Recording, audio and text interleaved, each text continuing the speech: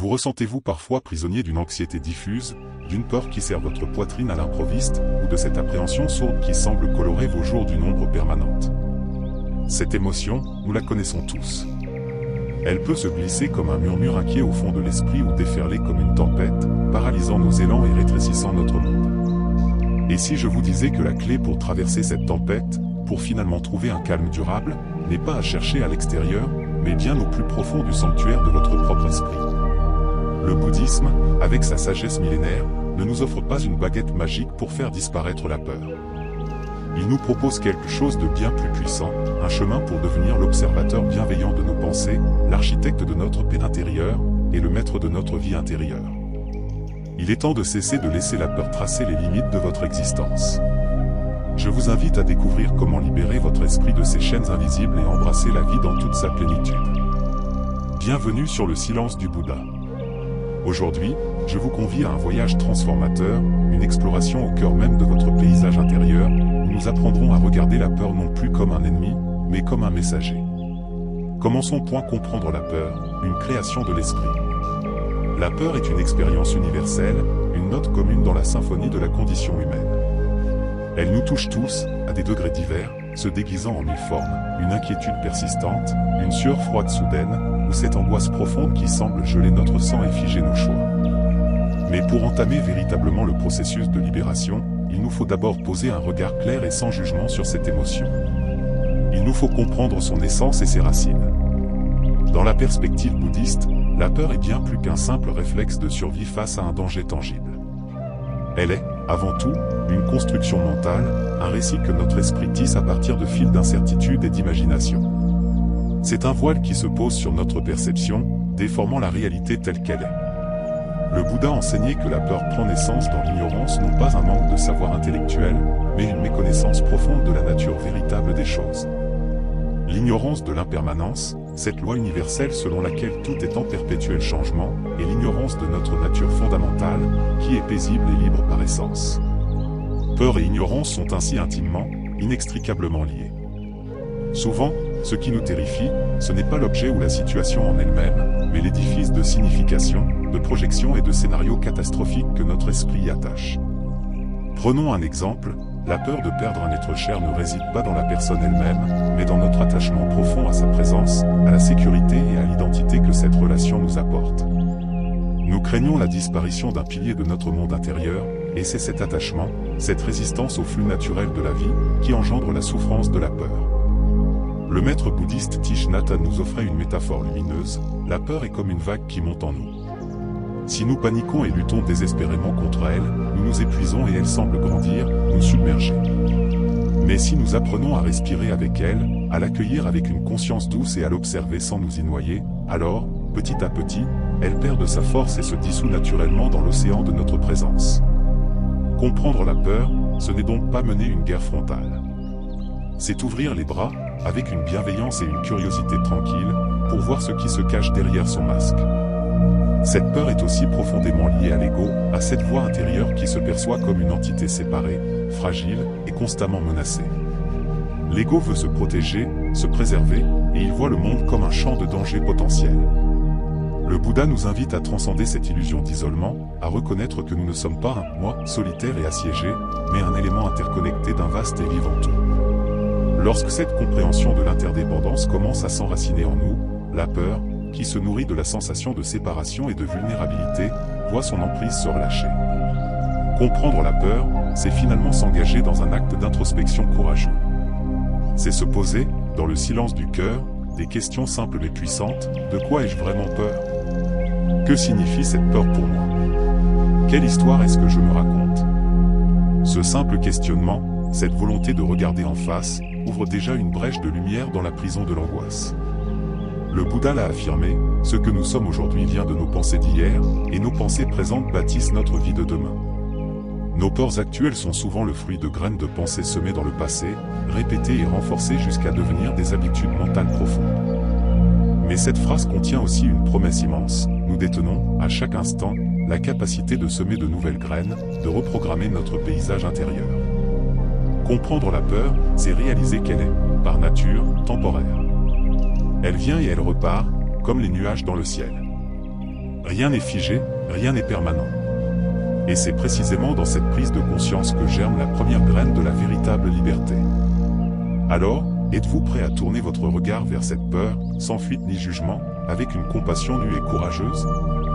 À découvrir qu'elle n'est peut-être qu'un messager maladroit, une invitation pressante à grandir, à mûrir, à vous rencontrer vous-même.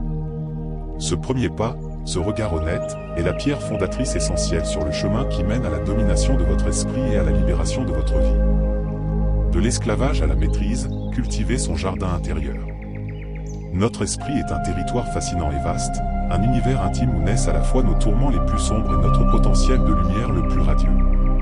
Une question fondamentale se pose alors à nous, déterminante pour notre équilibre. Sommes-nous les maîtres souverains de cet esprit, ou en sommes-nous les esclaves inconscients, ballottés au gré de ces tempêtes? Le bouddhisme utilise souvent une image puissante. L'esprit est comme un jardin. Imaginez-le. Si vous le négligez, si vous le laissez à l'abandon, il devient un terrain sauvage et hostile. Les mauvaises herbes de la peur, de l'anxiété, des ruminations négatives et des doutes y prospèrent librement, étouffant toute autre vie. Elles drainent la vitalité, bloquent la lumière de la clarté et empêchent les fleurs délicates de la sérénité, de la joie et de la confiance de s'épanouir. Ce jardin laissé à lui-même devient un reflet de notre souffrance. Mais voici l'espoir, magnifique et concret, si nous choisissons de devenir les jardiniers attentifs de ce terrain intérieur, tout peut se transformer. En y semant avec soin les graines de la pleine conscience, de la sagesse discernante et de la compassion aimante, nous pouvons en faire un sanctuaire de paix, un espace ordonné et fertile où la peur, privée de sa nourriture, perd son pouvoir étouffant. Le Bouddha a posé ce principe fondateur, nous sommes ce que nous pensons. Tout ce que nous sommes surgit avec nos pensées. Avec nos pensées, nous bâtissons le monde. Chaque pensée est une graine. Une pensée de crainte plantée et arrosée par notre attention répétitive deviendra un buisson d'angoisse. Une pensée de confiance, cultivée avec patience, deviendra un arbre de force. Alors, qu'est-ce qu'être esclave de son esprit? C'est vivre dans ce jardin à l'abandon. C'est réagir de manière automatique et impulsive à chaque bourrasque émotionnelle, à chaque pensée fugace, comme une feuille morte emportée par le vent. C'est comme conduire le véhicule de sa vie les yeux fermés, le pied collé à l'accélérateur de la réactivité, sans aucune direction ni vision. Dans cet état d'inconscience, la peur devient un tyran invisible, un geôlier interne qui dicte nos actions et empoisonne nos silences. Mais la nouvelle est excellente, cette relation de domination n'est pas une fatalité. Nous détenons le pouvoir de la transformer. Dominer son esprit, dans le sens bouddhiste, n'a rien à voir avec un contrôle autoritaire, une répression violente ou un refoulement des pensées indésirables. Cela signifie, au contraire, développer l'art suprême de l'observation détachée. Apprendre à voir chaque pensée surgir. Ah, voici une pensée de peur, sans nous y attacher, sans nous identifier à elle, sans embarquer dans le scénario qu'elle propose. C'est reconnaître l'orage mental sans se croire être l'orage lui-même. Cette capacité, c'est celle du témoin intérieur, cette présence calme, immuable et spacieuse au fond de nous, qui regarde le spectacle des pensées et des émotions sans jugement, comme on regarderait passer des nuages dans le ciel. Thich Nhat Hanh nous donne une image précieuse et tendre. Quand la peur monte, imaginez-la comme une nuée de papillons agités dans votre estomac. Ne les chassez pas avec effroi. Asseyez-vous avec eux. Observez leurs couleurs, leurs mouvements saccadés, avec douceur et curiosité. En les accueillant ainsi, simplement, vous commencez à dissiper leur agitation, à comprendre leur présence, et à les voir se poser peu à peu. Au lieu de fuir nos peurs, nous pouvons donc les inviter à s'asseoir avec nous, à nous révéler leur message. Elles deviennent alors non plus des ennemis, mais des occasions précieuses de connaissance de soi. Et comment cultiver ce regard de jardinier, cette présence du témoin? La réponse réside dans une pratique millénaire, la méditation. La méditation est la clé fondamentale pour reprendre la gouvernance de notre esprit. En entraînant notre pleine conscience, nous apprenons à faire une pause sacrée au milieu du flux incessant. À respirer profondément, à ancrer notre attention dans le corps, et à cesser de nous laisser emporter par le tourbillon hypnotique de nos pensées. Chaque fois que vous vous arrêtez ainsi, que vous observez le mouvement de votre esprit sans y plonger, vous lui offrez un espace de repos, un moment de clarté. Vous désengagez le pilote automatique de la peur. Le Bouddha a proclamé, « Celui qui a conquis son esprit est plus grand que celui qui a conquis 1000 hommes sur un champ de bataille. » Cette conquête n'est pas un combat sanglant, c'est un chemin, un entraînement quotidien et délicat, une patience infinie envers soi-même. Chaque instant où vous ramenez votre attention à votre souffle face à l'anxiété est une victoire. Chaque fois que vous observez une pensée de peur sans la suivre, vous affirmez votre souveraineté. Alors, posez-vous cette question, maintenant, suis-je aujourd'hui le pilote lucide ou le passager effrayé de mon propre esprit? Êtes-vous prêt à reprendre doucement le volant, à devenir le maître bienveillant et non l'esclave tremblant de vos pensées? Sachez que ce pouvoir est déjà là, enfoui en vous. Il ne demande qu'à être reconnu, nourri et éveillé. L'encre de la méditation face à la tempête. La peur, parfois, déferle avec une telle violence qu'elle semble tout submerger, votre respiration se bloque, votre cœur s'emballe, et un brouillard mental paralyse vos actions. Elle vous vole le présent et vous projette dans un futur cauchemardesque. Mais retenez ceci, la peur, aussi écrasante soit-elle, n'est pas votre ennemi. Elle est un messager, une alarme biologique et psychologique déclenchée par votre esprit face à une menace, réelle ou, le plus souvent, imaginée. Le bouddhisme ne vous demande pas de l'anéantir, mais vous offre des outils puissants pour changer votre relation avec elle, l'accueillir, la comprendre et, finalement, la transformer. Imaginez votre esprit comme un lac de montagne, d'une profondeur sereine. Lorsque le vent de la peur se lève, la surface s'agite, se couvre de vagues et de remous. L'eau devient trouble, opaque. Vous ne voyez plus le fond, vous ne percevez plus que la tempête en surface. Cette agitation, c'est votre peur qui prend le contrôle. La pratique méditative, c'est la capacité à laisser le vent se calmer, à permettre à la surface de retrouver sa tranquillité, sa limpidité, jusqu'à refléter à nouveau le ciel et laisser entrevoir la quiétude des profondeurs. Le Bouddha enseignait, la paix vient de l'intérieur. Ne la cherche pas à l'extérieur. Cela signifie que vous pouvez retrouver un centre de calme inébranlable au cœur même de la tempête émotionnelle, en apprenant à observer les vagues sans vous perdre en elles. Mais pourquoi la méditation est-elle si cruciale pour apaiser la peur? Elle n'est pas une pilule magique qui la fait disparaître par enchantement. Son pouvoir est plus subtil et plus radical, elle crée un espace. Entre l'émotion qui surgit et votre réaction habituelle, la fuite, la panique, la lutte, la méditation insère un espace de conscience, un refuge intérieur. Dans cet espace, vous pouvez observer la peur avec clarté. Vous n'êtes plus la peur, vous êtes la conscience qui l'expérimente. Cette simple distinction change tout. En l'observant avec une attention bienveillante et neutre, vous la privez du carburant de l'identification et de la réactivité. Elle perd de son intensité, de son caractère personnel et menaçant.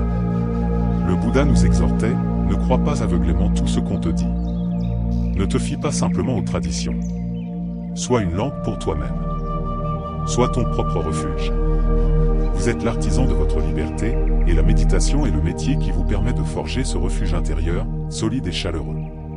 Voici quelques exercices pratiques, des encres à jeter lorsque les eaux deviennent agitées. 1. L'encre du souffle, la respiration consciente. Asseyez-vous confortablement, le dos droit mais détendu, les pieds bien à plat sur le sol. Fermez doucement les yeux.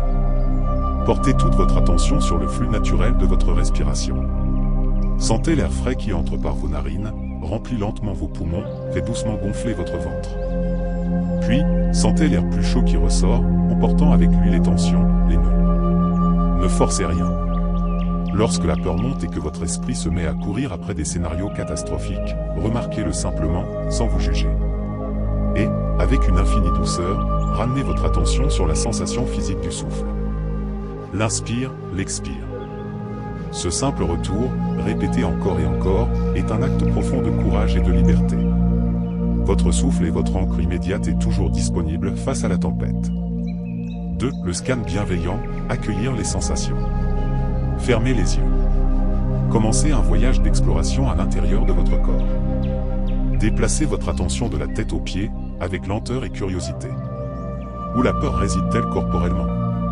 Est-ce une boule serrée dans la poitrine? Un poids dans le ventre? Une tension dans les mâchoires ou les épaules? Ne cherchez pas à chasser ou à modifier ces sensations. Observez-les comme un scientifique observerait un phénomène naturel. Ah, il y a une sensation de chaleur ici, une constriction là. Regardez aussi les pensées qui accompagnent ces sensations, elles peuvent être rapides, confuses, négatives. Notez-les simplement, comme on note la présence de nuages dans le ciel, pensées de catastrophe, pensées de manque. Ensuite, placez une main sur la zone où la peur est la plus intense, et répétez intérieurement avec douceur, je te vois, peur. Je suis là avec toi. tu n'es pas seul. Ainsi, la peur devient un compagnon de route que vous écoutez, plutôt qu'un ennemi qui vous assiège. 3. Le jardin du cœur, la méditation de la bienveillance, Maître. Asseyez-vous dans une posture confortable, les mains posées sur vos genoux. Fermez les yeux. Prenez quelques respirations profondes pour vous centrer. Commencez par diriger ces souhaits vers vous-même, en les répétant lentement, en laissant les mots résonner dans votre cœur. Que je sois en sécurité et protégé. Que je sois libre de la peur et de l'anxiété. Que je sois heureux, et léger, point. Ressentez l'intention derrière les mots. Puis, étendez progressivement ces mêmes souhaits à une personne chère, à une connaissance neutre, à une personne avec qui les relations sont difficiles, et enfin à tous les êtres vivants, sans exception. Cette pratique ouvre et dilate votre cœur. Elle dissout les barrières de l'isolement que la peur érige et remplace progressivement la contraction par un sentiment de connexion et de compassion universelle. 4. Le sanctuaire intérieur, la visualisation d'un lieu sûr. Fermez les yeux. Utilisez votre imagination pour créer ou vous remémorer un lieu où vous vous sentez parfaitement en sécurité, calme et protégé. Cela peut être une plage déserte au coucher du soleil, une clairière en forêt, une pièce douillette de votre enfance, ou un endroit entièrement imaginaire. Imprégnez-vous des détails, les couleurs, la lumière, les sons, le vent, les vagues, les odeurs, la terre humide, le sel, la sensation du sol sous vos pieds. Plongez pleinement dans cette atmosphère de paix. Lorsque la peur revient dans votre vie quotidienne, vous pourrez, en fermant les yeux quelques secondes, vous réfugier instantanément dans ce lieu intérieur et y puiser une force immédiate. Pourquoi ces exercices transforment-ils votre expérience? Parce qu'ils changent radicalement votre relation à la peur. Au lieu du schéma habituel fuite-lutte, vous installez un troisième terme, accueil conscient. Vous apprenez à comprendre, à transformer l'énergie de la peur en une conscience aiguë du moment présent. Thich Nhat Hanh le disait, la pleine conscience est la clé qui ouvre la porte de la paix intérieure. Soyez patient et persévérant. Devenir le jardinier de votre esprit demande du temps et une pratique régulière. Ne soyez pas dur avec vous-même si la peur revient, parfois avec force. C'est normal. Ce qui compte, c'est la constance de votre présence bienveillante. Chaque fois que vous choisissez d'observer la peur plutôt que de vous y perdre, vous creusez un peu plus le chemin de la liberté. Commencez dès aujourd'hui, ne serait-ce que par quelques minutes par jour. Peu à peu, vous sentirez l'emprise de la peur se relâcher, et vous découvrirez en vous un espace vaste, calme et libre, qui a toujours été là. Le piège du mental, vivre dans l'instant présent. La peur prospère rarement dans la réalité palpable de l'instant présent. Elle naît et grandit lorsque notre esprit, tel un voyageur intempestif, s'échappe vers deux terres illusoires, le passé, avec ses regrets et ses blessures ruminées, et le futur, avec ses incertitudes et ses scénarios catastrophiques projetés. Vous repensez à ce que vous avez dit hier, à l'opportunité manquée, à la parole qui a blessé. Ou vous vous projetez anxieusement vers demain, et si je ratais? Et si je perdais? Et si cela tournait mal? L'anxiété, alors, gonfle comme une vague, menaçant de vous engloutir dans un océan de « et si ». Mais voici la vérité libératrice, un pilier central de l'enseignement du Bouddha, le passé n'existe plus. Il n'est qu'une mémoire, une trace dans l'esprit. Le futur n'existe pas encore. Il n'est qu'une anticipation, une construction mentale. La seule réalité tangible, la seule où vous pouvez véritablement vivre, agir et respirer, c'est ce moment précis, ici et maintenant. Imaginez, vous marchez dans la rue, le soleil sur votre visage. Soudain, votre esprit dérape. Il lance le film d'un futur inquiétant. La peur monte, votre rythme cardiaque s'accélère, votre respiration se fait courte. Mais arrêtez-vous. Regardez autour de vous, vraiment. Le danger est-il là, devant vos yeux, à cet instant précis? Dans la grande majorité des cas, la réponse est non. Ce qui se passe, c'est un film que votre mental projette sur l'écran du présent, un scénario fictif auquel vous accordez toute votre foi et votre énergie. Le Bouddha nous exhortait, ne demeure pas dans le passé, ne rêve pas du futur. Concentre ton esprit sur le moment présent. Ce n'est pas une invitation à l'insouciance, mais un appel urgent à la santé mentale, revenir à ce qui est réel, à ce que vous pouvez toucher, voir, entendre et sentir maintenant. Rappelez-vous un moment de paix profonde que vous avez connu. Peut-être en contemplant un paysage grandiose, en écoutant une musique qui vous touche l'âme, ou en partageant un regard complice. Dans ces instants, la peur disparaît. Pourquoi? Parce que vous étiez pleinement présent. Absorbé par la beauté, le son, la connexion. Vous n'étiez pas en train de ruminer ou d'anticiper. Vous étiez simplement là. La pleine conscience est l'art de ramener volontairement cette présence à chaque moment, surtout lorsque la peur frappe. C'est porter une attention douce et continue à votre souffle, aux sensations de votre corps, la plante des pieds sur le sol, le contact des vêtements, aux sons qui vous entourent, sans vous laisser happer par le tumulte des pensées. Elle vous offre une liberté immense, celle d'observer le train de vos pensées anxieuses sans monter dedans. Vous devenez le quai, stable et immobile, et non le passager affolé d'un wagon qui déraille. Pratiquez ceci, maintenant, où que vous soyez, arrêtez-vous. Prenez une inspiration profonde et lente. Sentez vos pieds fermement ancrés dans le sol. Écoutez les 3 sons les plus proches que vous percevez. Regardez autour de vous et nommez 3 couleurs que vous voyez. Vous venez de revenir à l'instant présent. Vous venez de reprendre les commandes. Vivre dans le présent, ce n'est pas ignorer les leçons du passé ou les plans pour l'avenir. C'est les traiter comme des outils utiles, sans y habiter émotionnellement. C'est comprendre que la vie ne se déroule que dans l'éternel maintenant. Et lorsque vous habitez pleinement ce maintenant, la peur, qui est un fantôme du passé ou du futur, n'a plus de prise sur vous. Elle peut apparaître, mais elle ne peut plus vous posséder. Thich Nhat Hanh le résumait ainsi, le moment présent est le seul moment où la vie est disponible. C'est le seul moment où nous sommes vivants. Choisissez d'y être, et vous choisissez la vie au-delà de la peur. Le lâcher-prise ultime, accepter l'impermanence. Avez-vous déjà eu cette sensation aiguë que tout peut basculer en un instant? Une santé florissante qui vacille, une relation solide qui se fissure, une sécurité professionnelle qui s'évapore, ou simplement une humeur joyeuse qui se mue en mélancolie sans raison apparente. Cette réalité fondamentale, insaisissable et pourtant omniprésente, est l'impermanence, Annika en pali. Rien de ce qui est composé, conditionné, ne demeure dans le même état. Tout est en perpétuel mouvement, en transformation constante, du cycle des galaxies à celui de nos émotions. Pourtant, notre esprit, avide de sécurité, cherche désespérément à figer ce qui est fluide. Nous nous accrochons à ce qui nous plaît, la santé, la jeunesse, les possessions, les relations, avec la volonté illusoire de les rendre permanents, et nous repoussons avec dégoût ou crainte ce qui nous déplaît, la maladie, la perte, l'inconfort. Cette résistance au flux naturel de la vie, ce refus de lâcher prise sur ce qui, par nature, est appelé à changer, est une des sources les plus profondes de notre peur et de notre souffrance. Pensez à un arbre au fil des saisons. Au printemps, il bourgeonne, plein de sève et de promesses. En été, il est luxuriant et offre son ombre. En automne, il se pare de couleurs flamboyantes puis laisse tomber ses feuilles, une à une. En hiver, il semble nu, dépouillé, immobile. L'arbre ne résiste pas à cette métamorphose. Il l'incarne pleinement. S'il luttait pour garder ses feuilles d'automne en hiver, il se briserait sous le poids de la neige. Sa force réside dans son acceptation du cycle.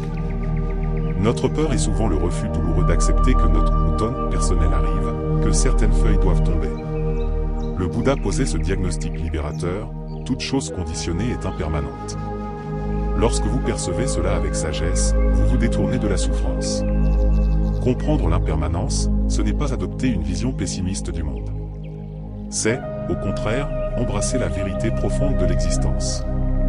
Et quand vous réalisez que la peur elle-même est impermanente, qu'elle surgit, atteint un pic, et finit toujours par s'estomper, vous commencez à la regarder autrement. Elle cesse d'être un monstre permanent tapi dans l'ombre.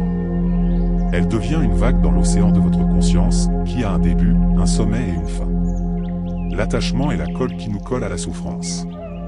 Nous avons peur de perdre ce à quoi nous sommes attachés. Lâcher prise, ce n'est pas devenir indifférent ou négligent. C'est, avec sagesse et amour, accepter que nous ne contrôlons pas le flux de la vie. C'est tenir la main d'un être cher en sachant que cette main, un jour, ne sera plus là, et que cette conscience rend l'étreinte présente infiniment plus précieuse et intense, et moins teintée de l'angoisse de la perte future. Je vous invite à une réflexion simple mais puissante. La prochaine fois que la peur vous étreint, arrêtez-vous. Respirez. Et demandez-vous, cette peur, cette sensation, cette situation, va-t-elle durer éternellement? Observez la réponse qui émerge. Souvenez-vous que comme tout dans la vie, elle est passagère. Les nuages les plus sombres finissent par se dissiper. L'hiver le plus rigoureux cède toujours la place au printemps. Accepter l'impermanence, c'est paradoxalement apprendre à vivre plus intensément. Puisque rien ne dure, chaque instant devient un joyau unique, d'une valeur inestimable. Le sourire d'un enfant, la saveur d'un repas, un moment de silence le matin, tout cela devient sacré. Vous pouvez choisir de vivre ces instants avec une conscience aiguë, débarrassé de la peur de les voir finir, car vous savez que leur beauté réside aussi dans leur fugacité. Alors, au lieu de lutter vainement contre le changement, invitez-le. Au lieu de vous crisper sur ce qui s'en va, accompagnez-le avec grâce. Accueillez la vie dans sa fluidité insaisissable. Et vous verrez, petit à petit, la peur perdra son pouvoir de glaciation. Votre esprit, allégé du poids de la résistance, se libérera pour danser avec le mouvement même de l'existence. Partie 6. Transformez l'énergie, de la peur à la sagesse et la compassion. La peur, aussi lourde et paralysante qu'elle puisse paraître, n'est pas condamnée à rester un poison dans votre système.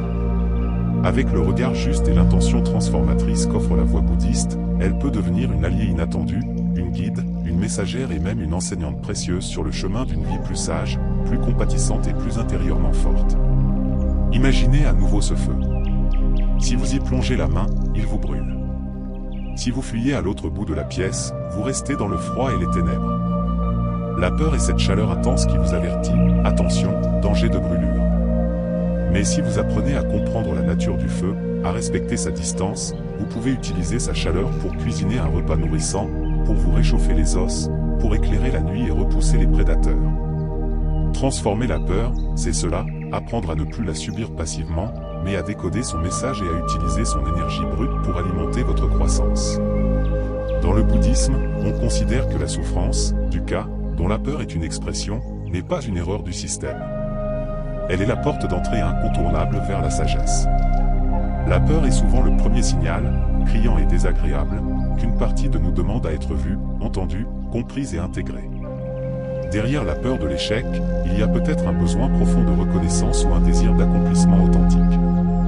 Derrière la peur de l'abandon, il y a un besoin vital d'amour et d'appartenance. La peur pointe du doigt ce à quoi nous tenons le plus, ce qui compte véritablement pour nous. Quand la peur surgit, au lieu de déclencher le mode panique, entraînez-vous à faire une pause sacrée. Respirez. Observez-la comme si vous accueilliez un vieil ami au visage tourmenté. Posez-lui, intérieurement, des questions douces. Que viens-tu me dire? De quoi as-tu besoin? Que cherches-tu à me protéger? En l'accueillant avec cette curiosité bienveillante, vous cessez d'alimenter le combat et vous commencez un dialogue avec votre propre profondeur. Ce dialogue est l'acte fondateur de l'autocompassion. Vous vous rappelez que vous êtes humain, vulnérable par nature. Cette vulnérabilité n'est pas une faiblesse honteuse, mais le lieu même de notre authenticité et de notre capacité à nous connecter aux autres. Le Bouddha enseignait, avec un cœur illimité, cultive la bienveillance envers tous les êtres. Cette compassion infinie commence par soi-même.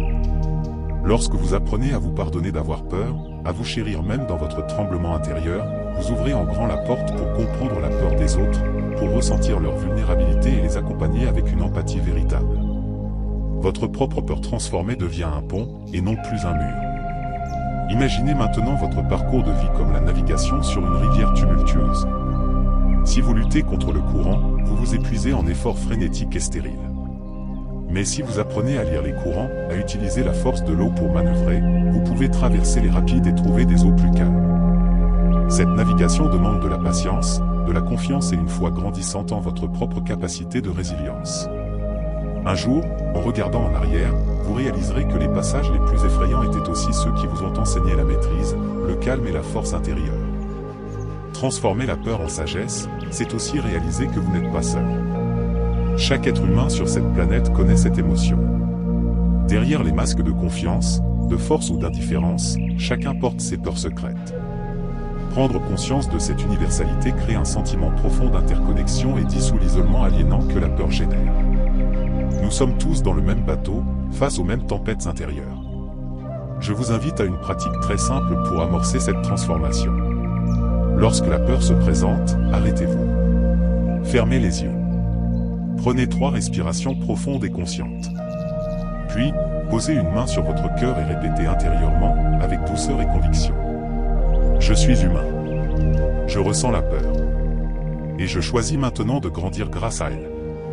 Laissez ces mots résonner en vous, comme une graine de sagesse. Répétez-les jusqu'à ce que votre souffle retrouve un rythme plus paisible. Avec le temps, cette manière d'accueillir et de dialoguer avec votre peur va métamorphoser votre relation à elle. Elle cessera d'être une barrière qui bloque votre route. Elle deviendra une énergie que vous pourrez transformer en clairvoyance, en courage tranquille, en ouverture du cœur. La peur n'est pas là pour vous briser. Elle est là pour vous ouvrir, pour vous inviter à devenir plus sage, plus tendre envers vous-même et les autres, et plus intensément vivant. Et si vous acceptez son invitation paradoxale, elle peut devenir la clé ultime qui ouvre la porte vers une liberté intérieure que vous n'osiez même pas imaginer. Si ce message a résonné en vous, s'il a touché une corde sensible dans votre cœur ou apporté une lueur de compréhension nouvelle, alors ce voyage ne fait que commencer. Je vous invite à continuer d'explorer ce chemin de paix, de conscience et de libération intérieure, ici, sur le silence du Bouddha. Abonnez-vous à la chaîne pour recevoir régulièrement de nouvelles méditations guidées, des enseignements qui éclairent le quotidien, et des pratiques simples pour cultiver la sérénité, jour après jour. Chaque vidéo est une graine que vous pouvez planter dans le jardin de votre esprit. Votre voix et votre expérience comptent. Laissez un commentaire ci-dessous pour me dire ce que vous retenez de cet accompagnement aujourd'hui. Quelle idée, quelle image, quelle pratique vous a le plus parlé? Partagez aussi cette vidéo autour de vous, avec un ami, un membre de votre famille, une connaissance qui traverse peut-être une période d'anxiété. Parfois, un simple geste de partage peut allumer une lumière dans l'obscurité de quelqu'un. Je vous remercie du fond du cœur pour votre présence précieuse, pour votre écoute attentive et pour l'ouverture de votre cœur tout au long de ce partage. Votre démarche vers plus de paix est un acte de courage et d'amour envers vous-même. Je vous dis à très bientôt, pour continuer ensemble ce voyage vers plus de sagesse, plus de sérénité et plus d'amour, pour vous et pour le monde. Namasté.